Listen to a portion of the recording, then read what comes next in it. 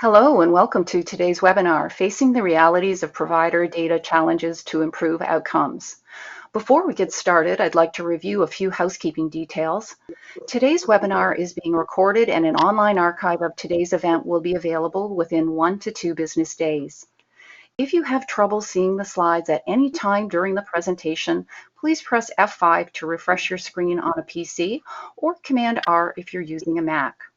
You may ask a question at any time during the presentation by typing your question into the Q&A box located at the right side of your screen and pressing Enter. And finally, I'd like to remind you of AHIP's antitrust statement located in the link just below the slide viewer, and we will, as always, comply with that statement. Among other things, the antitrust statement prohibits us from discussing competitively sensitive information. And we're very fortunate to have with us today April Bean, Moderator and Vice President of Marketing at Quest Analytics, Zach Snyder, Vice President of Government Affairs, Vince Zavekis, Sales Solution Executive, and Steve Slayton, Vice President of Product Management. And at this time, I would like to turn the floor over to the speakers. Thank you, Joanne, very much. And I would like to just say, based on the number of folks who are joining the call here today and the variety of roles and titles and organizations, I think it's safe to say that data integrity or the accuracy of our provider data is a systemic issue. And we're going to start talking about some of those challenges here today from 3 different perspectives. So what are we going to cover today? We're going to start with the baseline, talking about what's happening in the regulatory landscape. What is the focus with state and federal regulators, and where are they starting to concentrate their efforts? Next, we're going to talk with a subject matter expert from the industry about how health plans are starting to look at these challenges and tackle them. He's going to cover some best practices and some pitfalls that you might want to avoid. And finally, we're bringing in another industry expert who's worked in the field of tackling these provider data accuracy challenges, and he's going to walk us through top 5 best practices that you can start to implement today that'll start making an impact on your provider data accuracy. So I don't want to keep us here much longer. I want to get us started. And to do that, we're going to move right into the evolving regulatory landscape with Zach Snyder. Zach, I'm going to pass it to you. Hey, thank you, April, and good morning or good afternoon, everyone. And I'm excited to be here today to talk briefly about the policy landscape as it relates to new requirements placed on health plans to maintain accurate provider directories. Over the last 2 years or so, there have been an increasing pressure from regulators and policymakers in just about every line of business, as you can see here on the screen. Some are just proposals, and some are actually new requirements that have been placed on health plans. And I want to talk about a few of them. I only have 15 minutes today, so I just want to highlight a few examples that really show the proposals that we're seeing across the marketplace.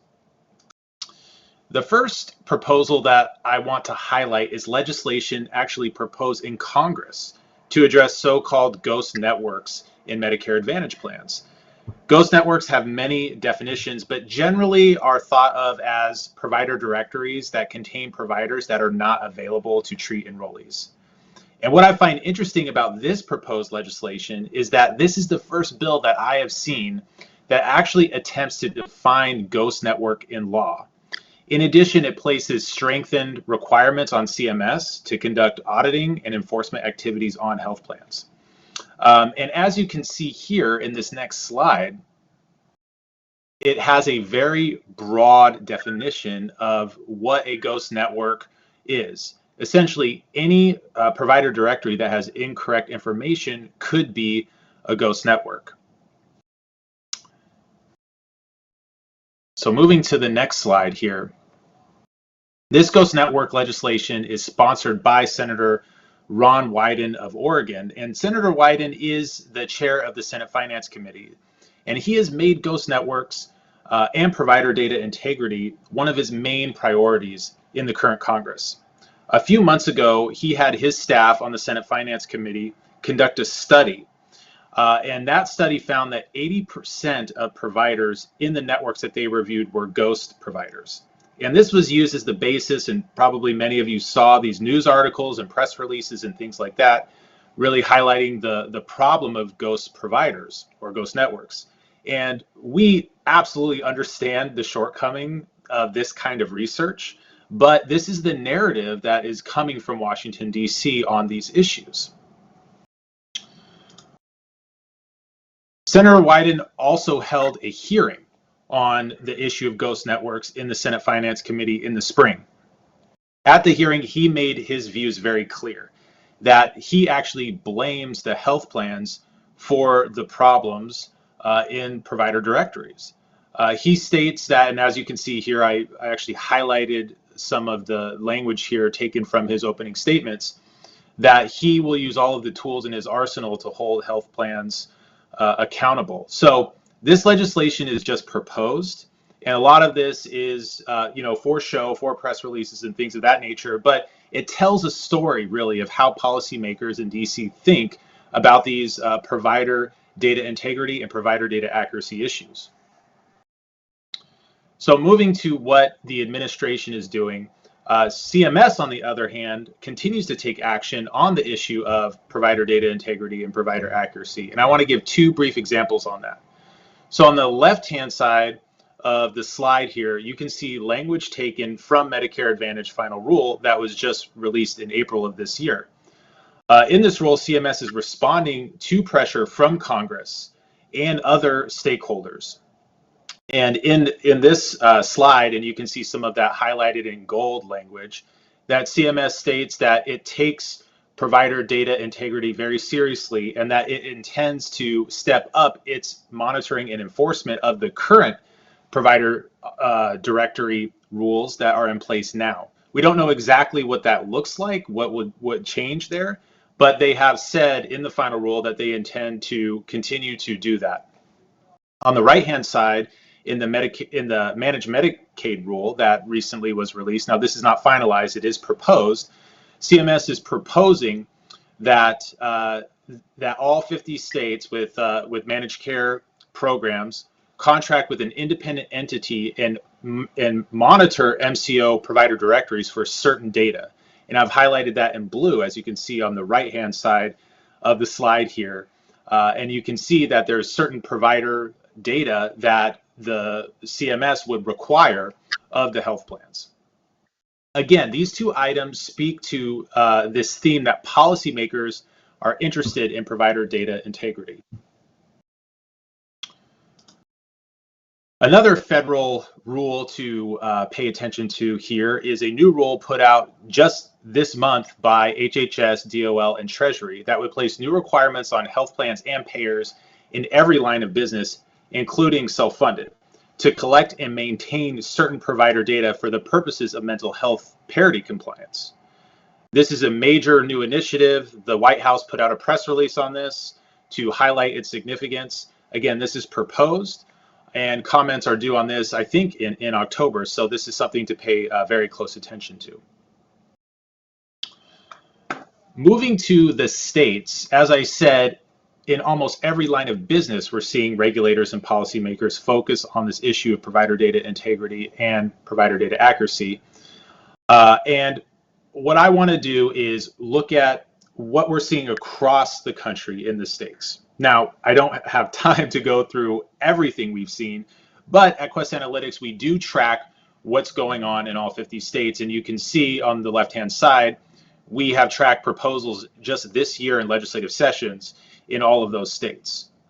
And many of them have been finalized. Some are just proposed. What I want to do is go through 4 examples of what we've seen in the states this year to give you an idea of how policymakers in the states are dealing with these issues. So in this next slide, you can actually see 2 proposals. So one in Oklahoma and one in North Dakota that would require the health plans to collect certain information about their provider directories and make them available to the departments of insurance if asked. And this is similar to requirements we're seeing at the federal level as well. So again, 2 new proposals in states being passed. I find that to be very interesting. In the next slide here, 2 other states. One is the state of California that would, if finalized, this is a proposal, that would require health plans to use claims data to ensure that they have accurate provider directories. If a provider hasn't had active claims in the last year or so, then the health plan would be required to remove that provider from the directory. And that's another trend that we're seeing in some states, is states requiring the use of claims data to ensure accurate provider directories. And then the other one here that I want to highlight is in Minnesota, and this is legislation that would provide resources to the State Department of Insurance to enforce Section 116 of the No Surprises Act, which is, of course, requiring all health plans to proactively outreach to their providers at least once every 90 days to ensure accurate provider data. And some states are enforcing this, not the federal government. And this is an example of one state putting money in their state budget to do this. And just a reminder here on the Section 116 provider directory aspect here, many states, and we've done this analysis, many states are enforcing this on their own. CMS is enforcing it in some states, and in some states there's a collaborative enforcement agreement between CMS and the states to enforce. But again, this would require the health plans to proactively outreach to their providers once every 90 days. So with that, what I want to do is pass it back to April to continue our presentation today. Awesome. Thanks, Zach, very much for that recap on what's happening in the regulatory landscape. It's a lot to comprehend. It's a lot to try and tackle at once. So up next, we brought in Vince Savickas, who has been in the industry a long time dealing with challenges from the health plan perspective. He's going to talk a little bit about how they're starting to read these regulations and respond to them. So Vince, we're very excited to have you here, and I'm going to pass it your way now. Thank you, April. Excited to be here. And thank you, Zach, for providing an update on the regulatory environment. As Zach mentioned, the regulatory pressures related to the accuracy of provider data continue to grow. This isn't a new area of focus for regulators. Many of you may recall that CMS started auditing directories nearly 7 years ago. And in addition to the growing awareness of the impacts of bad data, I believe regulators continue to focus on this area due to the perceived general lack of improvements being made in spite of increased oversight and the extraordinary efforts made by health plans to try and get this data more accurate and improved situation. There are many reasons why a health plan needs to improve the integrity of its provider data, but the primary drivers often relate to the ensuring that members are able to find care, health plans are able to accurately file networks for regulatory review and approval, prospective members are able to rely on plan directories when making buying decisions, and poor quality data, which at times feels like it can be the root of all evil, has a ripple effect across an organization, impacting not only members, but also the provider experience. Not for lack of trying, but getting this right is a top priority for health plans, and unfortunately, sustainable improvement has been very hard to demonstrate. Today, I'll share my perspective based on my experience and those of our Quest clients, and we'll go deeper into the challenges of maintaining accurate provider information. You know, folks that aren't close to provider data management operations can at times underestimate the complexities of this problem, and that's understandable. They also tend to oversimplify the challenges. Based on my perspective, this is an end-to-end problem, starting with how data is submitted to health plans, all the way down to how it is shared with downstream applications, systems, and directories. There are several pitfalls impacting each step of the process. This is also compounded by the size of the networks managed by health plans, typically including tens of thousands, and in some cases over 1 million providers, and several millions of their respective locations, all in a constant state of change. It starts with intaking provider information. Unfortunately, there is no industry source of truth, so the primary means of sourcing information directly from providers. Sources include the credentialing process as providers apply to join networks. Health plans may already have a record on file for these providers based on previous non-PAR activities or perhaps other previous affiliations that may now need to be reconciled. Data may flow in through the network management teams as new providers and provider groups are added to networks, but also in the normal course of business as providers engage with the provider relation teams at health plans and maybe also submitting updates to those folks. Providers are still using correspondence, so phone, fax, mail, email, or some combination of these methods are often still used. Claims is another source of provider data coming into a health plan, as new locations and additional data elements are gathered and may need to be entered into the systems to facilitate claim payment. Directory links, which are required by certain regulations to allow members to report data issues and discrepancies to health plans, is another source of information. Large group rosters, which is an industry pain point and an industry-wide challenge due to the non-standard formats that are used by all the different groups that a health plan may contract with. Potentially incorrect data, because those large groups have a similar challenge as a health plan where they're trying to manage a very large data set and need to really work with those providers within that system to gather and maintain accurate data. And the collective impact these large provider relationships have, or we can have on these large relationships if the data is inaccurate. Attestations, as providers are asked to periodically review their records and either attest to its accuracy or submit updates as required by the No Surprise Act, as mentioned by Zach. And then finally, you have health plan portals or update forms made available to providers for the purpose of submitting updates. As you can imagine, all of these intake sources coming into a health plan really make it difficult to manage. Since there are so many ways data can be submitted, submission methods and practices are inconsistent. Providers may not always timely or accurately provide updates. They may use multiple means, otherwise known as a shotgun approach, or varying methods, and may at times just be checking the box to avoid potential suppression from directories when asked to validate information. There's also some confusion around the various data definitions and each plan's specific requirements for data submission, resulting in challenges for providers as they try to understand the needs of each health plan that they work with, or the need for interpretation of what's been submitted, and possibly additional outreach to providers by health plans as they're processing the data. Once we get the data into the health plan, we need to manage it and load it into systems. So that's where we start to encounter the next set of challenges, which are related to the actual management of data and loading or maintenance into provider data systems. The ultimate method, I think everybody strives for some sort of automation, which can be more efficient and possibly more effective than manual processes, but it's typically difficult to achieve. This is due to the need for augmentation of the data to include network participation, contract affiliation, or group affiliate information, just as a few examples.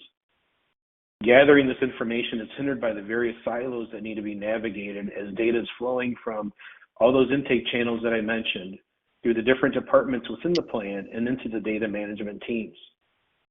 We're also typically dealing with legacy systems, often mainframe green screen applications with clunky UIs which are not user-friendly or intuitive, leading to heroic efforts by the provider data management teams as they work this process with the goal of making accurate and timely updates.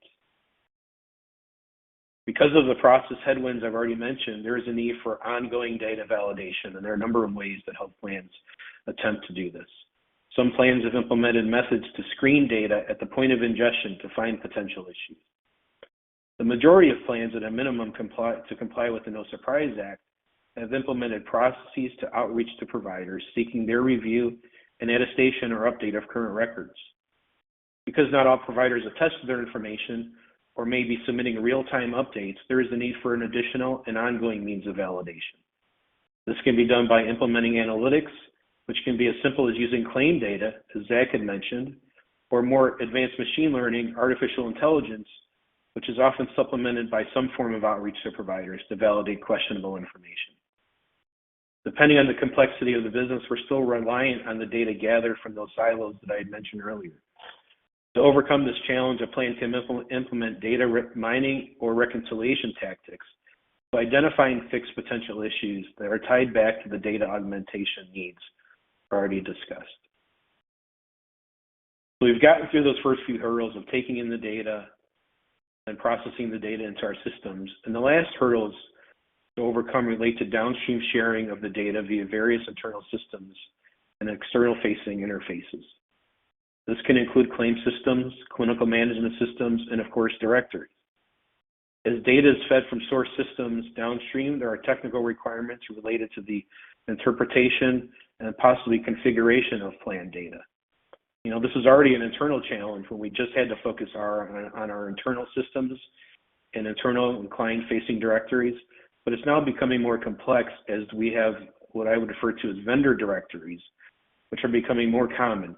These include plan sponsor-specific provider search tools. These also include Medicare open enrollment marketing partner directories. We see the 800 commercials during Medicare open enrollment and call centers where you can call to find a health plan. They're also hosting directories. Also, another example are those directories hosted via the Affordable Care Act marketplace, which introduced another potential and additional point of failure. To wrap up, it can go on and on about how challenging this can be for both providers and health plans. But as mentioned earlier, this is much more complex than typically understood. Based on my industry experience and short time working at Quest, some of my suggestions for making continued improvement include the following. Taking steps to reduce the number of ways providers can submit updates. This can be done by implementing a multi-use tool or process that facilitates quarterly validation, but also has the flexibility to support management of ongoing updates, creating an opportunity to discourage use of other means of submitting information to a health plan. Working with your provider partners to improve management of large group rosters, sharing your requirements with them and opportunities for improvement. It may also include auditing some of those rosters for accuracy and, again, sharing their results. I think it's been demonstrated time and time again to give feedback to your partners and those you rely on for accurate data, and sharing with them opportunities for improvement could yield some significant improvements. I already mentioned the silos that are very challenging, but you can work on breaking down those silos through implementing efficient workflows that allow passing that information across departments, or possibly even creating reference materials and other databases that streamlines the gathering and use of that internal data. So perhaps you don't rely as much on the handoffs and the workflow. Finding means to validate information that reduces costs and provider abrasion. So when we're relying on claim data or some other analytics, it often creates questions that we have for our providers. There are many means to reach out. I think a lot of health plans are using phone calls as a method. It's effective.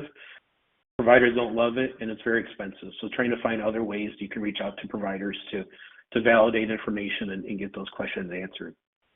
And finally, try to get a handle on the various downstream uses of data and potential additional points of failure. Ensuring the integrity of data as it's being maintained and as it's consumed downstream is very important. And then, as I mentioned, through that interpretation and configuration process, there can be some issues that pop up that impact what's happening downstream. I hope you found this information I've shared with you today helpful, and that it offers some specific areas that you can focus on to support process and ultimately data integrity improvements. With that, I'll now pass it back to April. Thanks, Vince. That was some great insight and intel and some best practice strategies that people can start utilizing and thinking about today. It's a lot of food for thought. And with that, I know that there's some questions coming in through the QA panel. Keep those coming in. We definitely have time at the end of our session today to start tackling those. Zach, Vince, and Steve are going to stay on and answer any questions that you may have in their respective areas. So keep those coming in. But kind of just progressing through our session here today, we've set up, the regulatory challenges. We've talked about the challenges health plans are facing and certain ways for you to start thinking about tackling those. But now we're going to move in to some best practices gathered through the industry. Steve, we brought you along for the road show here because you have such a broad industry experience in this area. I know you've seen it all, heard it all, done it all in the data integrity accuracy space. And I'm sure there's going to be a lot of questions for you here at the end. But I think you've gone through and synthesized kind of your top 5 of the things people really should be thinking about as they're starting to implement data integrity strategies. And I'm sure everyone's going to, want to ask you some questions about these and dive a little deeper into them. But I'm going to hand it over to you to walk us through those top 5. I can't wait to hear them. Great. Thank you, April. And thank you, Zach and Vince, for walking us through what's happening in the regulatory environment and some of the pitfalls and challenges within the health plan environment. Good afternoon, everyone. Good morning, everyone. I'm excited to be here as well. We want to spend the next few minutes talking about some of the key takeaways that we've learned over the years working with many health plans like yourselves. So let's dive in and take a look.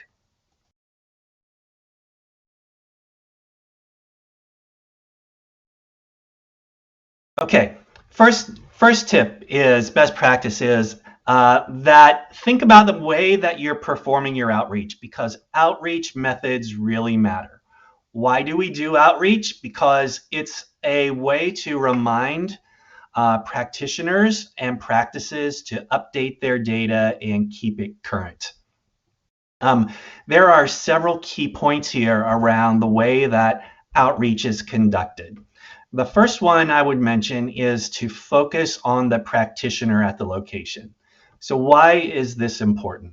This is important because the main error that has been observed in provider directories is that the practitioner is not actually at the location.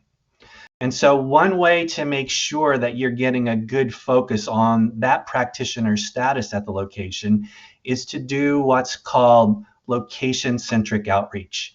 And what this means is that the outreach and the response is specifically focused on confirming the status of all the practitioners at that location.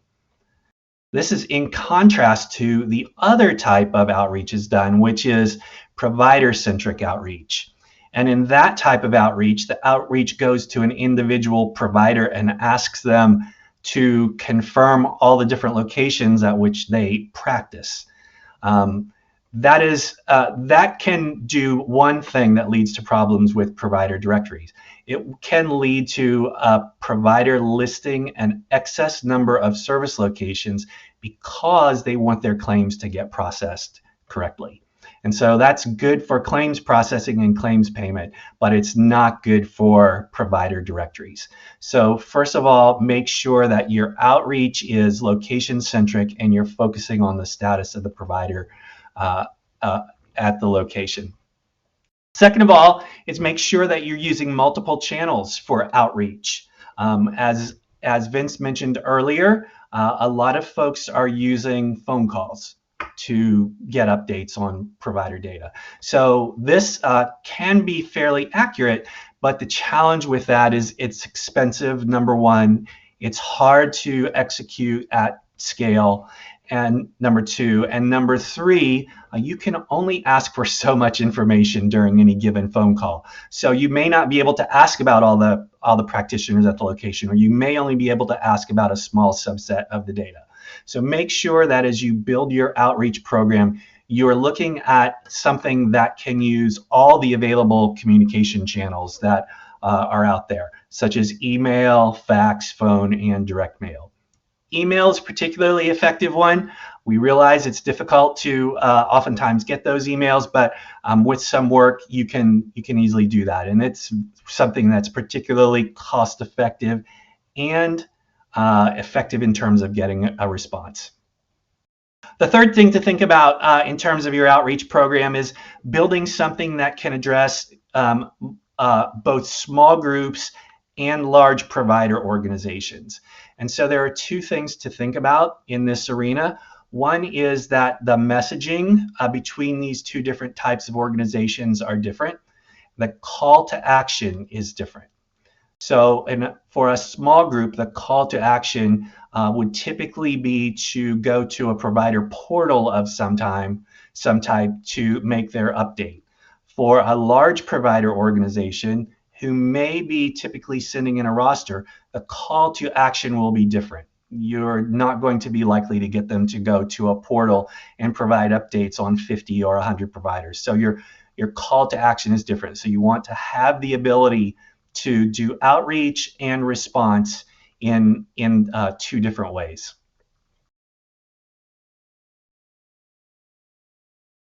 Okay, the next topic, the next best practice that we've observed is making sure that you have sort of a clear methodology and way to prioritize the updates and work that you have to do. This is important because you want to make sure that you're addressing the most urgent, most sensitive, high-risk areas that can either cause member abrasion due to errors in your directory, or could actually compromise the integrity of your network because you've got bad information on providers, and your network is not as strong or doesn't meet the adequacy requirements that it needs to. So our recommendations here are multiple as well. The first thing is to focus on correcting and identifying those high-risk practitioners.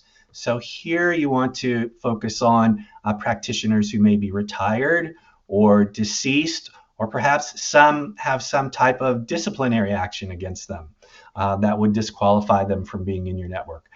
The second thing is to look at service locations. So these are offices that and locations that may be closed or may have moved. And you want to make sure that you get those cleaned out of your directory as quickly as possible. The next thing to think about is those sort of critical provider types who are in high demand. You want to keep the data particularly up to date and clean in those areas. So those would be your primary care providers and your behavioral health providers. And then last and certainly not least is focus on making sure you have good information on your providers related to health equity. So these could be things like languages spoken at the practice or the office, the patient populations that are seen, the cultural competency training that your providers have taken, or the types of procedures and treatments that are performed at that location. So make sure that you're getting that information collected and updated as well. And then the last thing about prioritizing your work and being efficient is to make sure that your partner or your process really results in actionable insights. Now, there are plenty of sources out there for provider data that you can certainly tap into, but a lot of times those sources are really just basically data dumps. And so you get a lot of information about the providers, and then you have to sort through it and determine how to act on it. So you can help improve your program dramatically by making sure that your partner or your source is giving you actionable metadata about the changes that are happening. So what you want to know is, should I suppress this provider? Is there something that I need to investigate and look up further? Are there these basic updates that I need to make? Is there new data here that might be an enrichment, such as health equity information that I didn't have before that is now available? So you want to make sure that your data that you get back has these meta tags on it to help you parse through it, so that you don't have to write your own business rules and manually sift through the mountains of data that I'm sure you're all getting.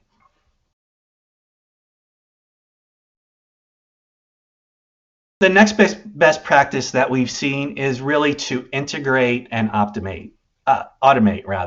So we've talked several times about the high volume of data that you're getting, and sorting through that manually can result in large backlogs of data that hasn't been processed, which then has the tendency to get stale.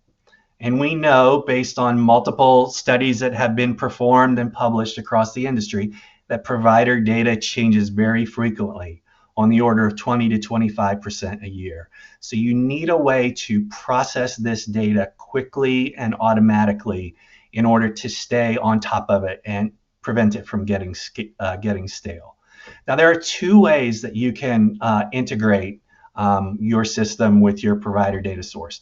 The first is to build automation on top of a basic flat file extract or report, which can work, but the recommended and sort of preferred way to do this is by using an application programming interface, or API.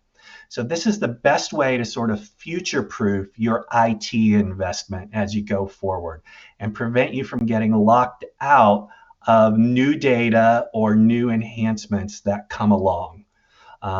APIs are versionable, so it's very easy for a partner to update their API, but on the receiving end, you can choose which version of the API to continue to call, if you will. And so you have the flexibility to decide when you're ready to move forward.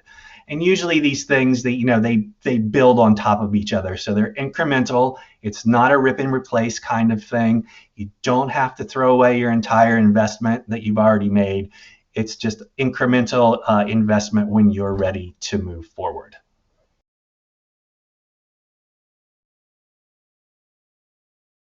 The next best practice that we've seen is to be transparent about your outreach program and activities. And so what this means is develop metrics and look for a partner that's able to tell you what is happening in your outreach program. So you'll want this both for your executive leadership team as well as both internal and external auditors who are going to be looking at your data and your program. As Zach mentioned earlier, the No Surprises Act calls for you to sort of demonstrate a best effort and good faith intent to do outreach and to get updates. And so having a very crisp and concise way to demonstrate that you're attempting to get these updates on a regular basis is very important.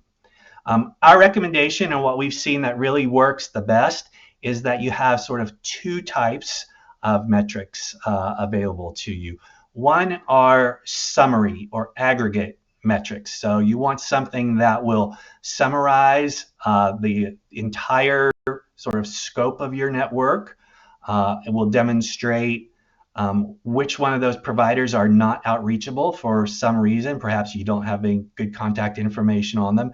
And then you'll want some metrics on how many you have actually attempted to do outreach to in the last time period and how many of those were successfully outreached. So you'll want those at an aggregate summary scale, but you'll also want the ability to drill down because a lot of times the audits are asking about specific providers and specific facilities. So you'll also want the ability to drill down to show when did this provider last receive outreach, and how did they get the outreach? What was the communication channel? Was it fax or email or phone?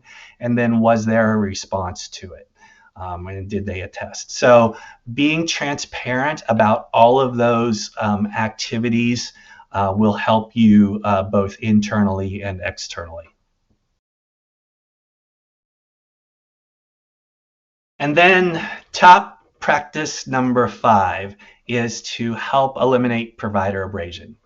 We know, and again, we've seen multiple studies published across the industry that most practices have an average of 15 to 20 health plan contracts. And so this places a tremendous burden on the provider community because they're undoubtedly receiving outreach to update data for each one of those contracts. And so this creates a burden and can create abrasion with them. So one way to solve this is to use a solution that employs a one-to-many approach.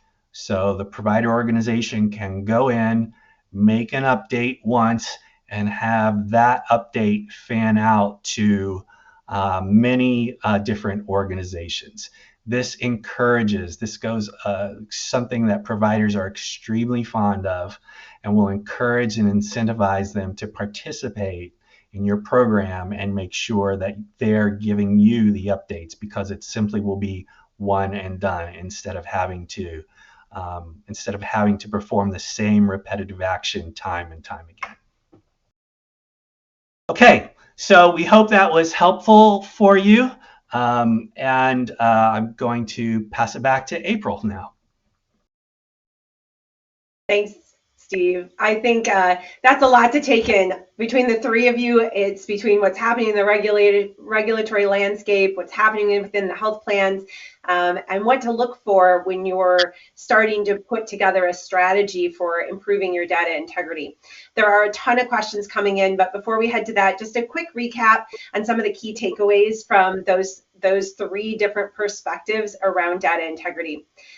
First and foremost to keep in mind is that inaccurate provider data in your networks, it disrupts access and can cause patient disruption, patient care disruption. So it has an impact on your member satisfaction and can create frustration. You also want to remember that regulators, advocacy groups, payers, and providers, they're going to continue to focus on data accuracy, right? This is not something that's going away, in other words.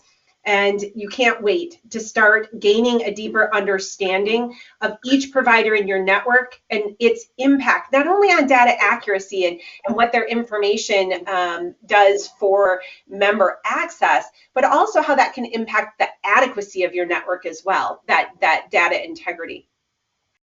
As Zach mentioned, this isn't going to be the end of the regulatory focus. There are new regulation requirements and consumer expectations that are changing the way that you access and analyze your provider information. So, we here at Quest, we stay on top of the regulations, the focus, the conversations that are being had.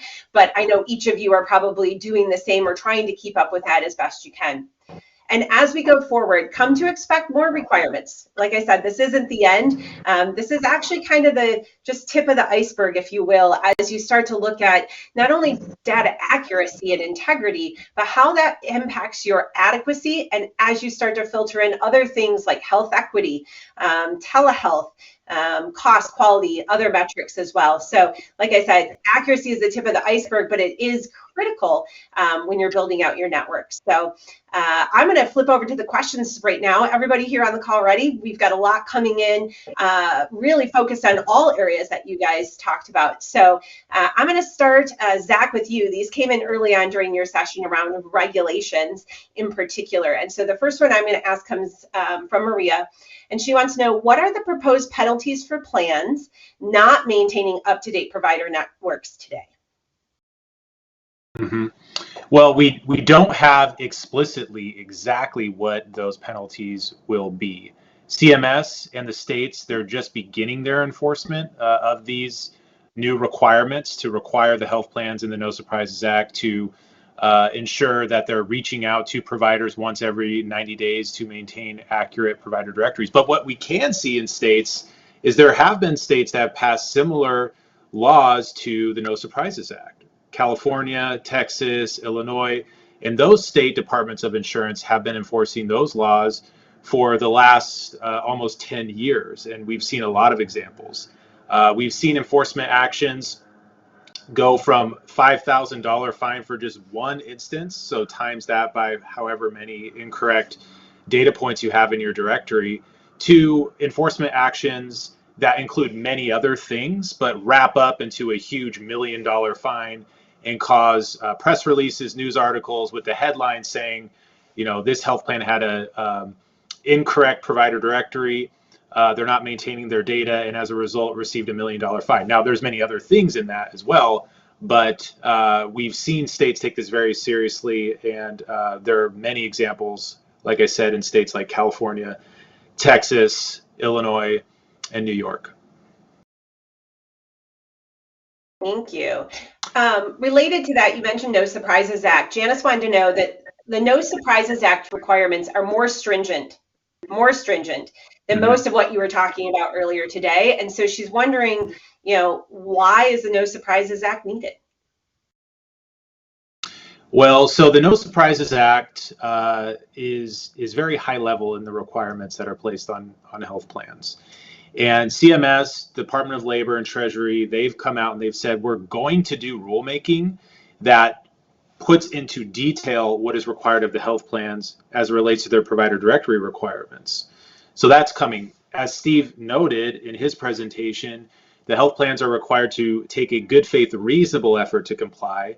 So make sure that you have a process. But what we're seeing is policymakers diving into this and understanding that the No Surprises Act only applies to group health plans and individual plans. It doesn't apply to Medicaid and Medicare. So for example, on the Medicare Advantage side, that's why we see Senator White enacting in my presentation. And I also pointed out in the new managed care rule, the proposal that these state Medicaid programs, audit health plans or the MCOs on 4 data points. That's why that's in there as well. Also, states, they want to take action, and sometimes they want to add to what the No Surprises Act has put out there. So the No Surprises Act is a floor. States can add to that, and we're seeing states take action there. So that's why I think we're seeing so many proposals. There's not a lot of detail yet. CMS, DOL, and Treasury haven't come out with their detailed rules. We're expecting that soon. And states want to act, they want to put their own spin on it, and then the federal government wants to apply these certain requirements to Medicaid, Medicare, and military programs. So I think that's why we're seeing these. Awesome. Steve, I'm gonna throw a couple questions your way next. Sure. First one came up is, why wouldn't you want a provider to list all of their locations? Again, from an accuracy patient info perspective, don't you want every location listed? Right. So great question. The reason you don't want every location is that in the primary purpose of the provider directory is to help patients find and access care. And so providers oftentimes cover for colleagues during their vacation periods. They may go to a specific facility to read or interpret tests. And so we don't want those locations published in the provider directory because a patient cannot actually call and make an appointment for a provider at that location. So the easiest way to think about this is the only locations you want published in the provider directory are places where a patient can call and make an appointment with the provider. Providers often list, as I mentioned earlier, I think there was another question that came up that said, what are the other reasons providers list many excess locations? This has typically, in my experience, been around claims payment. So it's a little bit of a defensive strategy from the provider community to make sure that they're listing every place where they might actually do something and get their claims reimbursed. But those are sort of 2 different things, and we want to do both of those. But from a directory point of view, we only want to know the places where a patient could go see a provider. I'm gonna articulate one of our attendees' frustrations and see if you have some comments on it here, Steve. So Robin says, as a large health system, their provider directory information from their rosters to health plans. Some health plans completely ignore their instruction and list providers we specifically have requested to be suppressed. Then they're calling and outreaching on providers that shouldn't even be part of the directory audit, and that's frustrating. Right. And I think a lot of times this can be the result of having a burdensome process to receive that data and ingest it and process it within the health plan. So there are frequently, I've heard complaints, to put it bluntly, from many providers who say, I updated this data months ago. Why isn't it showing up in the directory? And I think that that oftentimes that can be a sign of an inefficient process within the health plan to process those and get those things going. So I think employing some of these best practices, automating where you can, is one way to make sure that information flows all the way through from the provider organization into the directory. Great. Vince, I haven't forgotten about you. I have a question from Jenny. She wants to know how as a small health plan can you manage all of this with such a small set of resources available? Thanks, Jenny. Appreciate the question. I think for a smaller health plan, it comes down to a couple of things. One is ensuring that the processes that you have in place are as efficient as possible. Whether it's how you're updating the data, or as I mentioned earlier, all the different ways that we ask providers to submit data to the health plan, there are usually some opportunities in there to streamline that and make it a little more efficient. The other is something that Steve had mentioned. It's really around prioritization. So big or small health plan, I mean, this literally does feel like you're trying to boil the ocean when you think about how many providers and provider records you might have in a system. So anything you can do to help prioritize that and focus on those that are the most impactful, however you define that. It could be based on geography, line of business, specialty, some combination of those.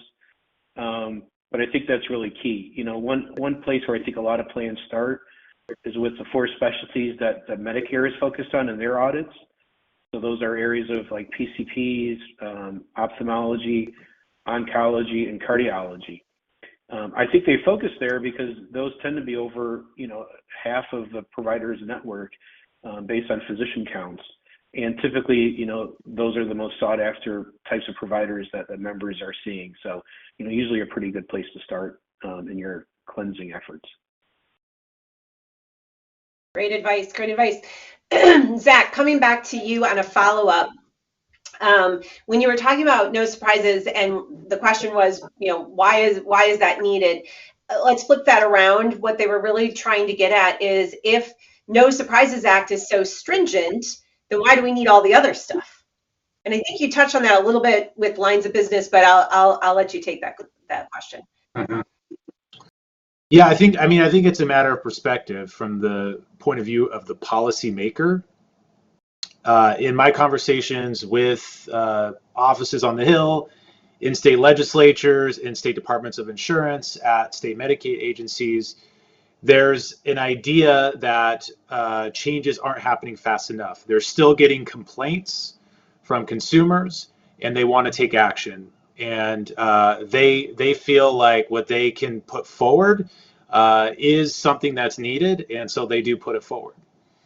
So I think that's why we see these new proposals coming out from policymakers. And April, as you said, to put requirements, similar requirements in other lines of business that aren't impacted by no surprises, also fill in the gaps, the perceived gaps that exist because we don't have regulations yet to implement the high level requirements of the No Surprises Act.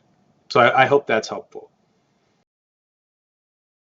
Steve, Ann wants to know for the additional sites where providers are covering or test reading only, do you recommend suppression of those locations?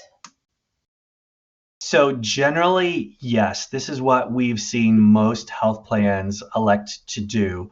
One of the ways that your partner system can help is in the provider portal itself is to indicate what's the sort of affiliation with the provider at the service location or the office.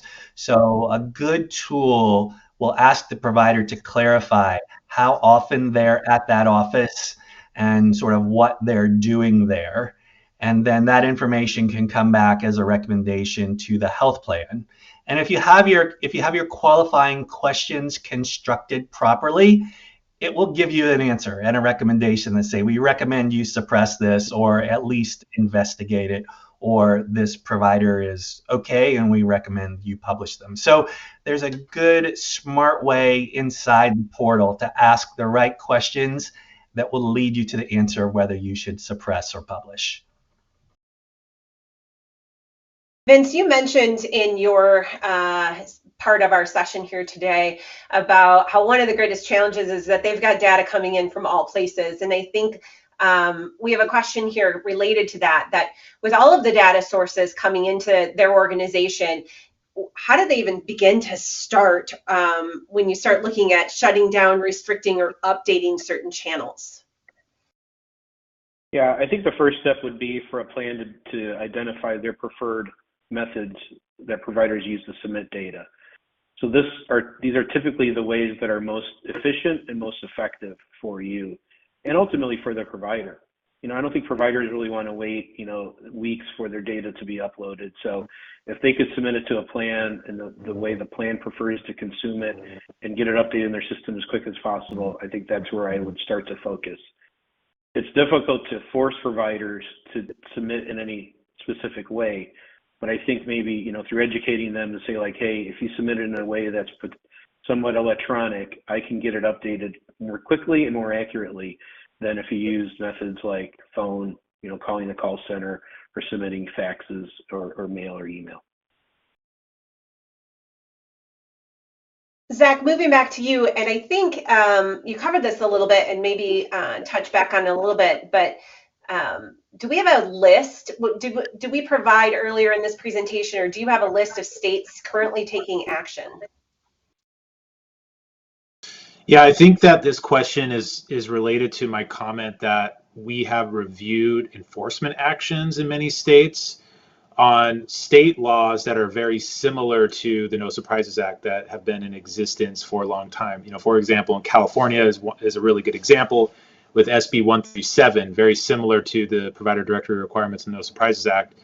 And we don't have an exhaustive list of all state actions taken against health plans for laws that are similar to No Surprises Act or data accuracy or data integrity laws, but we do have a lot of examples, and we can, April, make some of those examples available if you want to put people in contact with me, but we don't have an exhaustive database of that.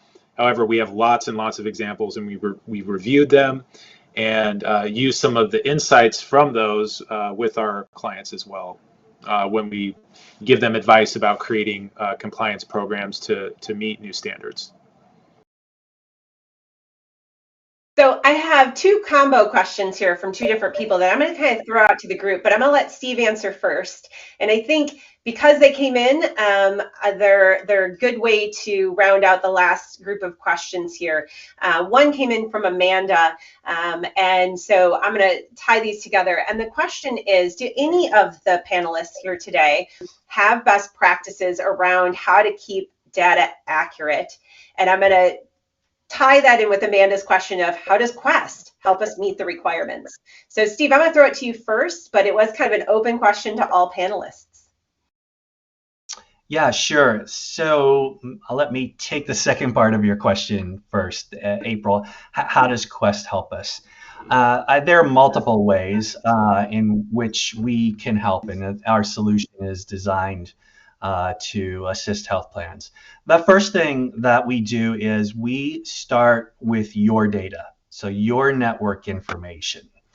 And we utilize that as we do outreach to the providers themselves to ask them to confirm or invalidate data that you have. And so when we give you those results back, what you'll get is actionable information that's based directly on your original network information that you provided to us. The second thing that we do is we do location-centric outreach. So we're specifically asking about the status of the practitioner at the location. And we collect information about a number of things, the way and the amount of time they're located at that practice, if they're accepting new patients at your network level, if you provide that information to us, information on health equity, and of course all the standard demographic information. So our outreach program is multi-channel. We run it every 90 days in compliance with the No Surprises Act. So there are a number of things that we do that will directly enable you to test and confirm your information on a regular basis and get the results back in a way that you can handle them and process them quickly and efficiently. All right, so the last question was best practices for keeping data accurate. Vince, you want to take a stab at that one? Yeah, I think it's a great wrap-up question. You know, just going back to what we talked about already today, I think it's important that you optimize processing of data as it's coming in. Do what you can to make that process more efficient. Work with your provider partners to understand the data that they're sending to you. I think the question about the rosters was a good one. Make sure you're really looking at that roster file and interpreting what they're sending to you, what should print versus what shouldn't print. And then at the same time, unfortunately, I just don't think we can rely on what we're getting from providers on a daily basis. We have to do more, which really leads into what Steve was talking about and some sort of validation.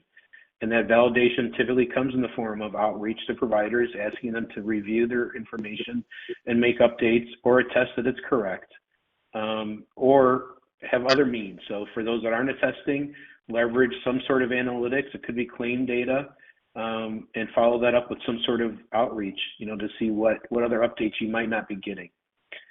I think the challenge here is the updates that we're not getting, not what we are getting. So anything you could do to go chase that information, would be helpful to improve accuracy. Great answer. Thank you all three for joining us today on our panel. Thank you to the audience who participated and joined in. The conversation on the chat has been amazing, and I appreciate all of the insights you've provided us here today. Joanne, I'm going to pass it back to you for final housekeeping, and once again, thank you, everyone. And again, to our speakers, thank you for that great presentation and for sharing your thoughts today. Thank you to the audience for participating. This concludes today's presentation. Thank you again, and enjoy the rest of your day. Thank you for using the conferencing center.